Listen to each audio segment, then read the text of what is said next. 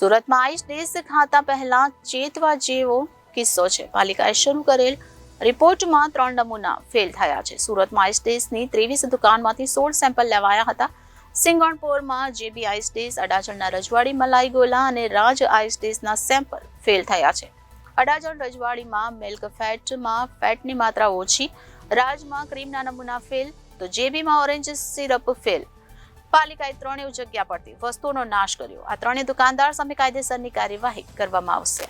પાલિકાએ ice dish ગોળાની 16 દુકાનમાંથી લીધેલા નમૂના પૈકી 3 ફેલ જાહેર કરાયા છે. આઈસ ડિશમાં વપરાતા ક્રીમ સિરપ ઉતરતી કક્ષાના હોવાનો લેબ રિપોર્ટ આવ્યો છે. ચીફ ફૂડ ઇન્સ્પેક્ટર જગદીશ સાલુંકેએ જણાવ્યું કે 16 સંસ્થાઓમાંથી ક્રીમ સિરપ, મેવા બરફના કુલ 23 નમૂના લીધા હતા, જેમાંથી 3 સંસ્થાના ક્રીમના 2 અને 1 સિરપનો 1 નમૂનો ફેલ થયા છે. આ સંસ્થાઓ સામે એડ્યુડિકેટિંગ ઓફિસર ફરિયાદ દાખલ કરશે. હાલ 22 કિલો સિરપ અને ક્રીમનો નાશ કરાયો છે. પાલિકાના દાવા પ્રમાણે શહેરમાં એક સ્થળે સરેરાશ 250 થી 500 લોકો રોજ આઈસ ડિશ ખાવા માટે આવે છે. આમ નમૂના લીધાના 4 દિવસમાં 5000 લોકોએ આઈસ ડિશ ખાઈ કાઢી હતી. આ 16 દુકાનોમાંથી નમૂના લેવાયા હતા. હાલ ગરમીની સિઝન ચાલી રહી છે, તો ગરમીની સિઝનમાં આઈસ ડિશ અને બરફ ગોળાનું વેચાણ વધ્યું છે અને સુરતના તમામ વિસ્તારોમાં આઈસ ડિશની દુકાનો શરૂ થઈ ગઈ છે.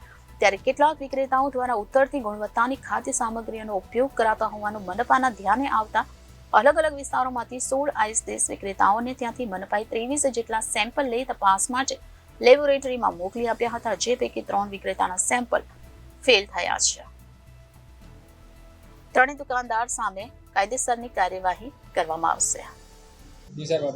હું D K Patel, food safety officer, Surat મહાનગરપાલિકા, deputy commissioner health and hospital અને આરોગ્ય અધિકારી સાહેબની શ્રીની સીધી સૂચના અને માર્ગદર્શન હેઠળ અત્યારે જે ઉનાળાની સિઝન ચાલી રહી છે તેમાં આઈસ ડિશ, આઈસ ગોલા, ઠંડા પીણા વગેરેનું ખૂબ જ પ્રમાણમાં લોકો ખાતા હોય છે. તો ફૂડ વિભાગની અલગ અલગ ટીમો બનાવી દરેક ઝોન વિસ્તારમાં નમૂના લેવાની કામગીરી હાથ ધરવામાં આવે. તેમાં કુલ 23 નમૂનાઓ લઈ પબ્લિક હેલ્થ લેબોરેટરી સુરત મહાનગરપાલિકાને પૃથ્થકરણ સારો મોકલાવી આપવામાં આવે. આ કુલ 23 નમૂનાઓ પૈકી કુલ 3 નમૂનાઓ એ ક્રીમ અને સિરપના જે the food safety and standard act 2006 અન્વયના ધારાધોરણ મુજબ માલુમ પડેલ ન હતા. આવા જે નમૂનાઓ છે તેની સામે અગાઉના સમયમાં food safety and standard act 2006 અન્વયે એજ્યુકેટિંગ ઓફિસર સમક્ષ ફરિયાદ મૂકવાની કામગીરી હાથ ધરવામાં આવશે. આ નમૂનાઓમાં મિલ્ક ફેટનું પ્રમાણ જે કાયદા મુજબ હોવું જોઈએ તેના કરતાં ઓછું માલુમ પડેલ છે. Reporter Arvind Rathod, Janadesh news, Surat.